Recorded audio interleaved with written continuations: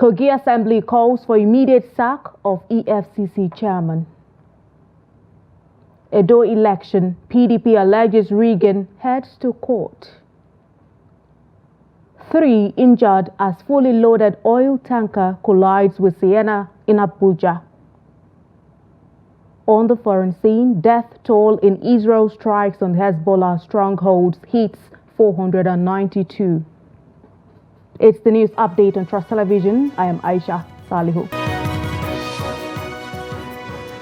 Thank you so much for joining us, and now the news in detail.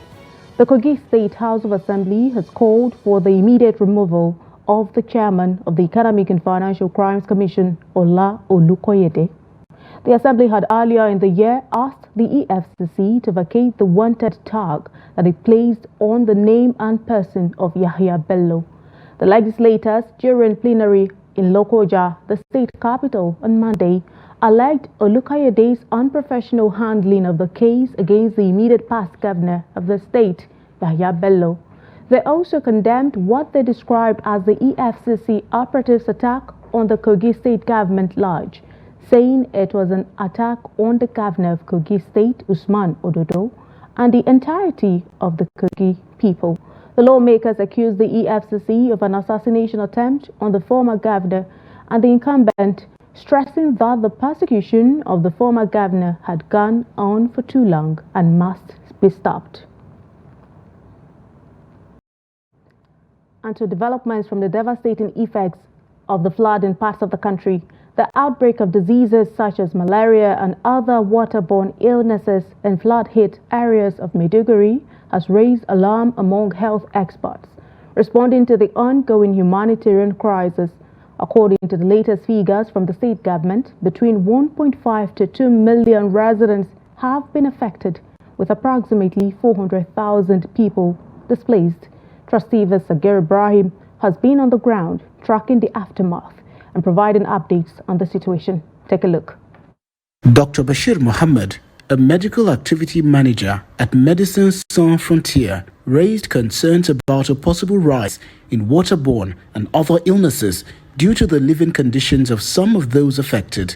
When you go to those camps, the first thing you notice is that those people do not have good latrines, and also safe drinking water may not be enough in some of the camps. The week before the flood, we've seen just around less than 300 admissions in a week. But after that, the week after the flood, we've seen at least 100 more cases being admitted. We've seen patients presenting with diarrheal diseases. We might not say definitely it's cholera, but there are signs and symptoms suggesting that. He also alerted of a possible rise in cases of malnutrition. This is a period of the year which we expect decline in the number of cases of malnutrition, but unfortunately we are seeing increase now again, and this can be directly linked to the flood because people do not have probably food to eat, and the children are not getting the required food and nutrient for them to grow. Due to the impact of the flood on health facilities, the medical experts revealed that several women suffered complications. Women were not able to access the healthcare facilities to immunize their children. We had women who were trapped in the community that went into labor, and at the point of labor there was no skilled birth attendants that attended to these women. We've had women who delivered on their own, and because of bleeding they were rushed here, and at the point which they presented, the blood level was already low. Access to sexual and reproductive health care for women is also a matter of significant concern. Many displaced women now living in makeshift camps around the state capital have reported a lack of privacy and inadequate facilities for proper disposal of used sanitary material, which only adds to their struggle. If we go back to our communities, where will we stay? This place is untidy and unhygienic. It It's the same place that you will sleep, that someone will pee and even defecate. It is also filled with mosquitoes. We are also scared of cholera. Some of us will want to change or dispose of the sanitary materials, but there is no privacy. The experts called for more support to address the pressing health needs of the displaced population, with a looming threat of disease outbreaks, malnutrition, and insufficient access to healthcare, particularly for women and children. Efforts to restore health facilities and provide essential services are critical as the affected persons try to recover from the devastating flood's impact. From Maiduguri, the Borno State capital, Sagir Ibrahim for Trust TV News.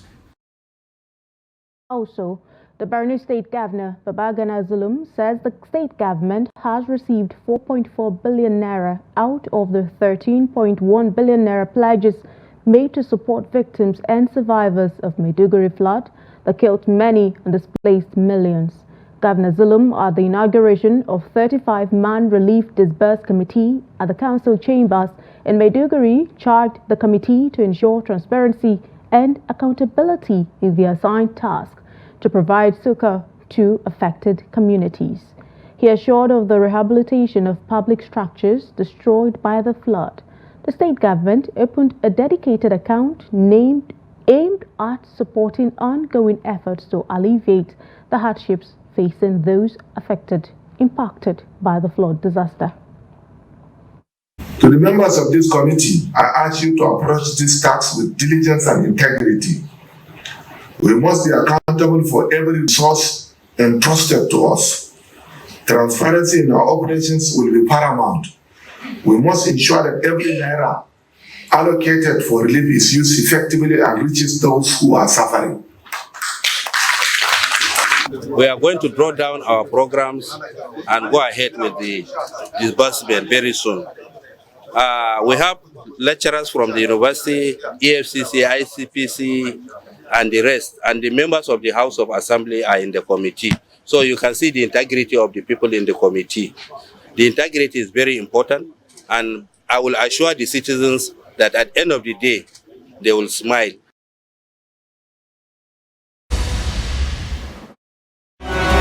Matters of politics, the People's Democratic Party has rejected the outcome of Saturday's governorship election in Edo State, alleging brazen rigging in the poll.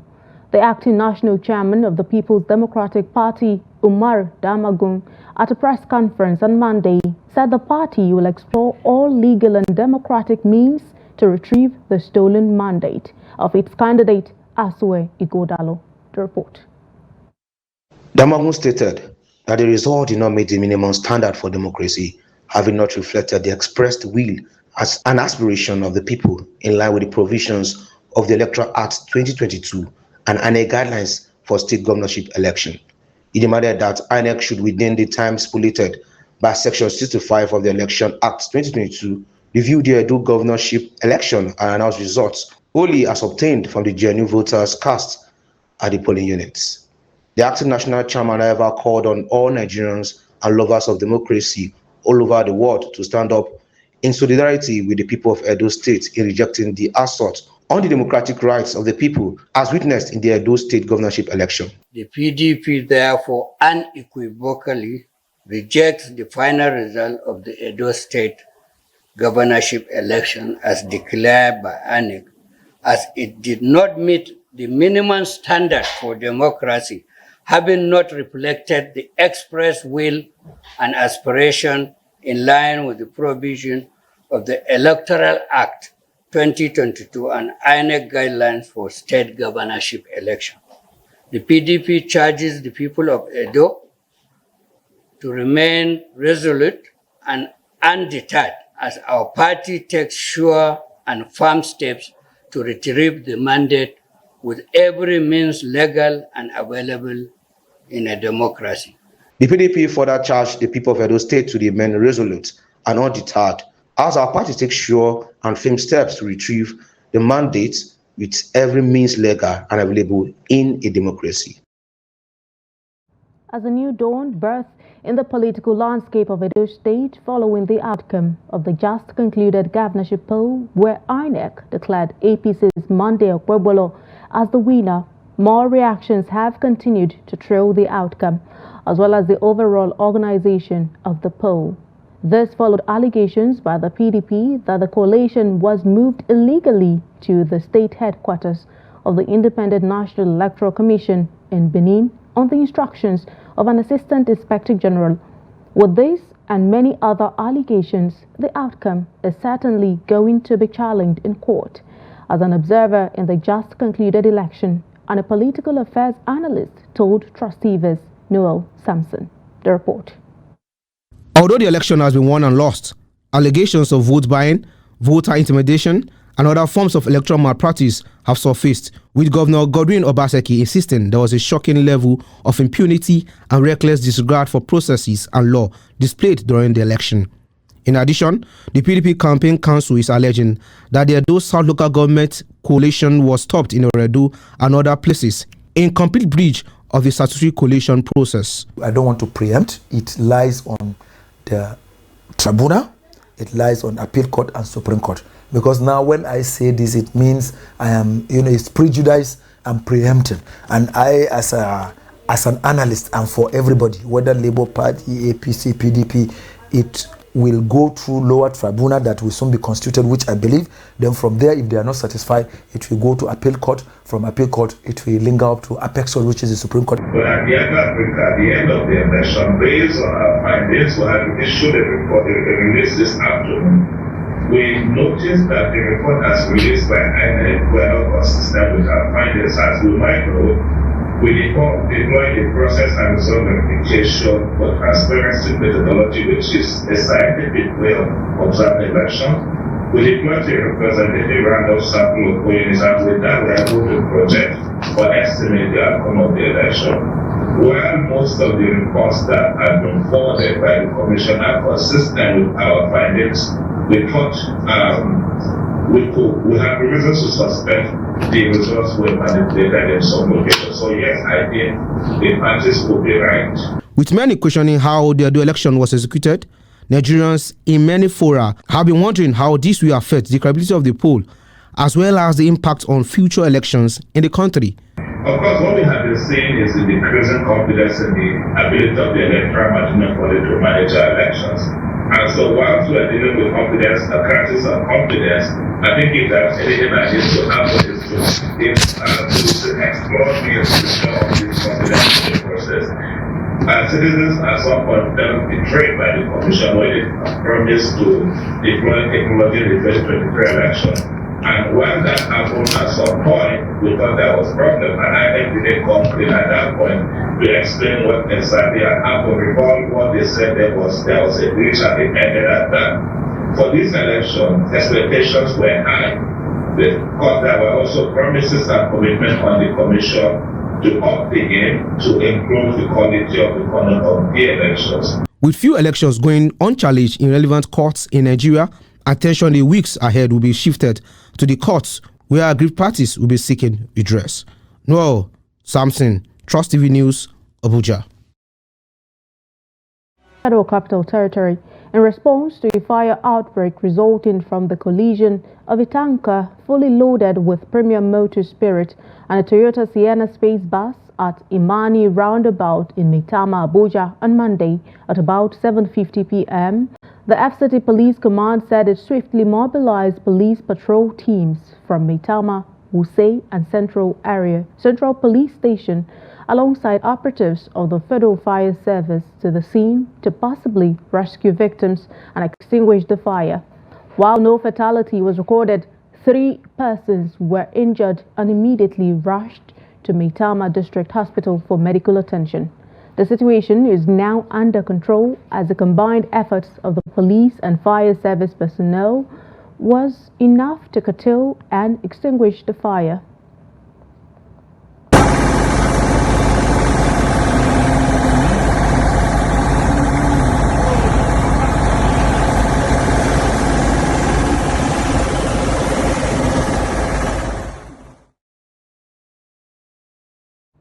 This is the news update coming to you on Trust TV. Still in the news.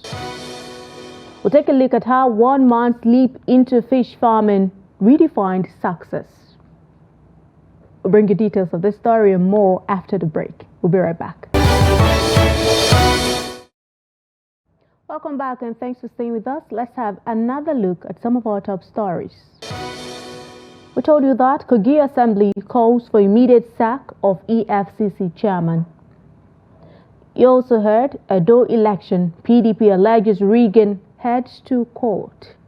The current economic situation has sparked widespread concern among residents as inflation and the rising cost of living continue to strain household budgets. Many citizens say the situation is far worse than it was last year, with prices fluctuating unpredictably and making it difficult to afford basic needs such as food, transportation and housing. The steep rise in fuel costs has particularly led to a significant increase in the price of essential commodities, leaving many Nigerians in a state of despair. The report. Across the country, people are lamenting the government's inability to alleviate the hardships that have affected every sector of the economy, leaving citizens struggling to survive day to day.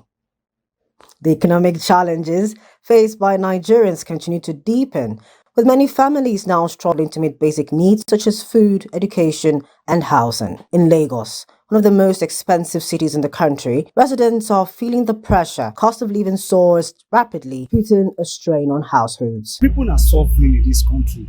In fact, people cannot even afford transport. You can imagine, you can see the transports now. From, let's say, when this man starting the regime, he started to increase the fuels, which is not supposed to be. Everybody know that this fuel is very important for our indigenous Nigerians, because anything that is fuel is increased, definitely all the economies will definitely paralyze. So I don't know why. I can't lie for you. Nigeria is very, very suffer. Nigerians suffer by now, and people are crying. They cannot avoid the school fees. School fees is very, very cost. All those things is very, very cost. Nigeria is very, very worse nowadays. It's affecting general. What you go to the market to buy today, tomorrow they will increase it. Look at now, food stuff is getting worse and worse every day. There's no food in town. Instead of you to cook in your house now, you go and buy outside, because let me say buying is the cheapest now. Because if you say you want to cook, you cannot have enough money to cook for yourself. So the government should do something about it. No, if for him to make things easier for us, the best thing is just cut fuel. He should cut fuel. And for the people that is into importation of goods and everything, they should try and understand. To raise money this time around isn't easy for we as a young youth that is not getting pension. Like if it's an outside now, a year, like from certain years till 18, you are being paid for some payment, like government are being paying, like they are paying the youth. But as I am, government is not paying me at all unless I'm serving them, which is not good. Well, nevertheless, the country is bad. It's not moving well. It's not moving well. It's just for tinubu to put hand that fuel of it. That's the main aim. The economic situation today is very, very, it's not good at all. Like, compared to the way things were last year, it's not the same this year. Everything is expensive. When you go out to buy something, this minute, go the next minute, they'll start telling you a different price. So I'm not happy about it. It's not easy for everyone out there. When you come to social media, you see people, is everywhere. Like, there's nobody this thing is not affecting. So I'm just praying to God that He should touch the mind of this government so that they can give people better life, because people are really suffering. Amid the ongoing economic crisis, Nigerians are urging the government to take immediate action to address inflation and break down the soaring prices of essential commodities, particularly fuel. While many graduates chase after elusive white-collar jobs, Bello Mohammed, a former banker, chose a different route, trading his suit for overalls. He leveraged his banking expertise to dive into fish farming. Bello's bold move has paid off, bringing unexpected financial success. His journey is a powerful reminder of the untapped potential in Nigeria's agricultural sector. Trustee Bello Musa has more. After years in banking, Bello Muhammad grew disillusioned with the corporate grind, searching for a more fulfilling path. He turned to fish farming. Armed with his financial expertise, he applied sound management principles to his new venture, transforming it into a thriving business. You are a salary earner, and looking at the economy, looking at the growth of population, looking at advantages that are out there, I decided to just quit and build my own business so that other people will benefit. Because what I think is, when I'm working with a company, when I'm working with a government, I'm a liability to them. So I want some people to be liability to me. Despite challenges, his farm has become a model of success in his community. With this population growing, and we are having shortage of food, we are having shortage of protein intake, so I think there is need for us. I think there is need for us to engage in protein production. Despite facing challenges like access to funding and investment planning in the early stages of his business, Bello Muhammad urged young people to start with whatever resources they have. His story proves that perseverance and smart planning can lead to success even in the face of obstacles. There is no limit in capital base. I can start with 10 million. Somebody can start with 100,000. And we are still in the same industry. So the person that have 100,000 have a place in the industry to play. Somebody that has 10 million has a role to play in the industry. Limited knowledge of farming practice, climate and market fluctuations are some of the challenges of fish production in the north. Almost 70%, or let's say almost 65% of people facilitating or people putting other people on fish farming track are quacks. They are not experts. Some, they don't even have farm. They are just roadside fish sellers.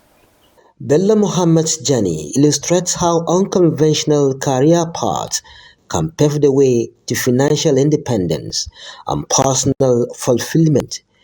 His story inspires others to explore alternative opportunities, challenging the belief that white-collar jobs are the only path to success. Bello Musa, Trust TV News Kaduna. And to developments away from Nigeria, Israel has announced dozens of new airstrikes on Hezbollah strongholds in Lebanon Tuesday, a day after 492 people, including 35 children, were killed in the deadliest bombardment since a devastating war in 2006. Israel's overnight strikes in southern Lebanon came after it said it had killed a like number of militants when it hit about 1,600 suspected Hezbollah targets around the country. Hezbollah said Tuesday it had launched volleys of missiles at Israeli military bases hours after 180 of its projectiles on an unmanned aerial vehicle crossed into Israeli airspace, sending people in the city of Haifa running for shelter. The Israeli military said more than 50 projectiles were fired into northern Israel in less than 10 minutes on Tuesday morning, most of which were intercepted. Hamas staged an unprecedented attack on Israel on October 7. Hezbollah, which has been fighting Israel for decades, and other Iran-backed militants in the region have been drawn into the violence.